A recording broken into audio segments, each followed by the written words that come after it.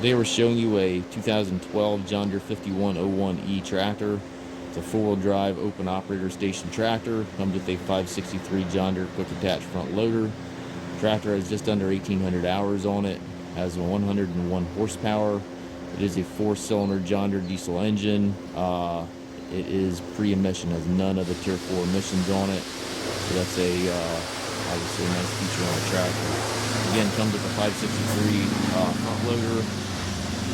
Paint's in nice shape on the tractor and loader. Looks like somebody did some touch-ups here on the hood on the left side. A little bit of damage here. Couple small cracks. Looks like somebody touched that up a little bit. Traded this tractor in. It was in a haying operation. Also looks like the top of the hood is touched up slightly, so looks like you might have hit that left side of the hood there.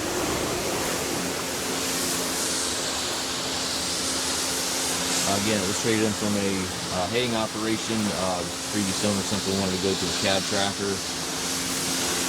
Nice clean tractor yet. Again, those couple blemishes there in the hood, but if you don't look at it closely, you really don't notice it. 540E PTO, has a drawbar with it. Triple the remotes back here.